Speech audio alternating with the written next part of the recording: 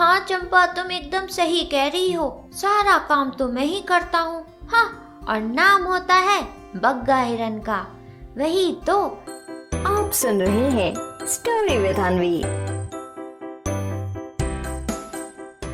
बग्गा हिरन और रुस्तम शेर की कहानी। एक बार की बात है, ढोलकपुर जंगल में बग्गा नाम का एक हिरन रहता था। बग्गा हिरन का एक छोटा भाई भी था, उसका नाम था जग्गू।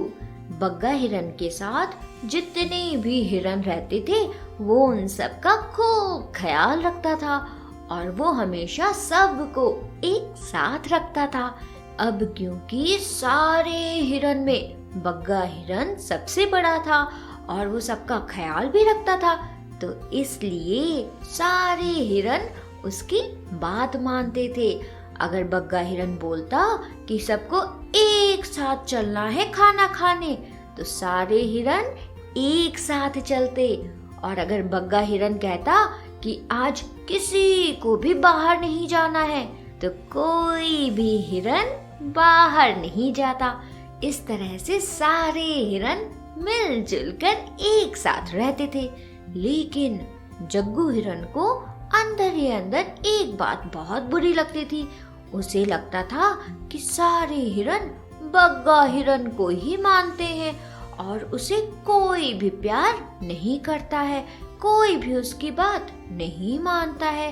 बस इस बात को लेकर जग्गू हिरन बहुत परेशान रहता और जग्गू हिरन की ये बात पूरे ढोलकपुर में सबको पता थी कि जग्गू हिरन बग्गा हिरन को नहीं पसंद करता, वो उससे गुस्सा रहता है। तभी एक दिन रुस्तम शेर को बहुत जोर की भूख लगी और वो खाने की तलाश में इधर उधर घूम रहा था कि तभी रुस्तम शेर की नजर एक छोटे से हिरन पर गई।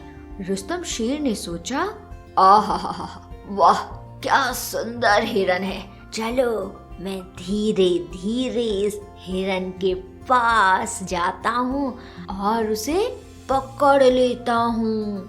और ये सोचते हुए रुस्तम शेर उस हिरन के पास एकदम धीरे धीरे जाने लगा।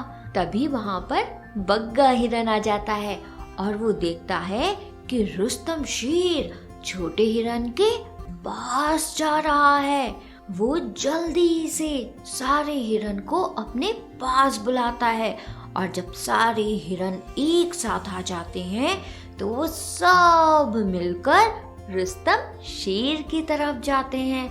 और फिर रुस्तम शेर जैसे ही इतने सारे हिरन को देखता है तो वो वहां से जोर से भागता है। लेकिन तब भी जग्गू हिरन, बग्गा हिरन और सारे हिरन मिलकर रुस्तम शेर को पकड़ लेते हैं और फिर रुस्तम शेर की खूब पिटाई करते हैं। खूब पिटाई होने पर रुस्तम शेर बोलता है, अरे अरे बग्गा भाई, छोड़ दो, मुझे छोड़ दो, अब मैं भूल कर भी इस तरफ नहीं आऊंगा। रुस्तम शेर की ये बात सुनकर बग्गा हिरन सारे हिरन को पीछे हटने को कहता है। इसके बाद सारे हिरन बग्गा हिरन की बात मान जाते हैं और फिर रुस्तम शेर को छोड़ देते हैं।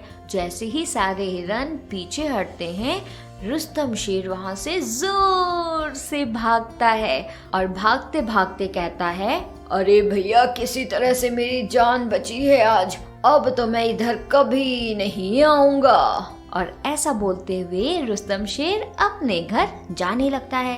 तभी रुस्तम शेर को रास्ते में चंपा लोमड़ी मिलती है। चंपा लोमड़ी जैसे ही रुस्तम शेर को देखती है तो कहती है, आहा, अरे महाराज, ये क्या हुआ आपको? आप तो जंगल के राजा हैं, राजा, और आपको इतनी सारी चोटें कैसे लगी? किसने किया आपका ऐसा हाल? इसके बाद रुस्तम शेर चंपा लोमड़ी को सारी बात बताता है।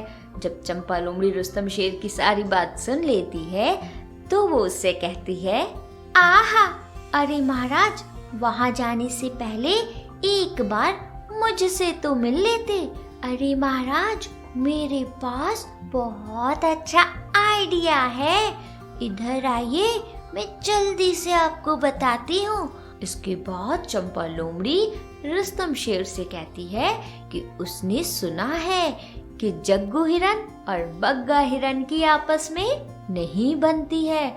अगर जग्गू हिरन और बग्गा हिरन की आपस में लड़ाई करवा दी जाए तो उसके बाद सारे हिरन अलग अलग हो जाएंगे और फिर उन्हें बचाने के लिए कोई भी नहीं होगा। रुस्तम शेर को चंपा लोमड़ी की ये बात समझ आती है और फिर चंपा लोमड़ी सीधे जग्गू हिरन के पास जाती है और फिर उससे कहती है, अरे जग्गू हिरन, तुम तो कितने समझदार हो और कितने ताकतवर भी, और एक बग्गा हिरन है, बस नाम का ही बड़ा है।